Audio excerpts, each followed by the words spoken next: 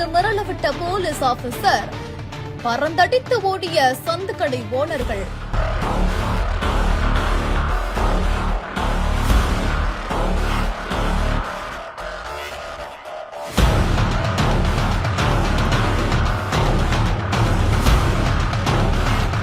திண்டுக்கல் நகரோட பல்வேறு பகுதிகளில் சட்டவிரோதமா மது விற்பனை நடைபெறுவதா வந்த புகார் அடுத்து திண்டுக்கல் நகர் துணை காவல் கண்காணிப்பாளர் கார்த்திக் மஃப்டியில ஒவ்வொரு கடையா சென்று ஆய்வு நடத்தி மதுபானங்களை பறிமுதல் செஞ்சுட்டு வந்திருக்காரு. டிஎஸ்பி சாதாரண உடையில ரைடு விடக்கூடிய தகவலை கேட்ட பலருமே பார்களை மூடிவிட்டு தெறிக்கடிச்சு ஓடி இருக்காங்களாமா.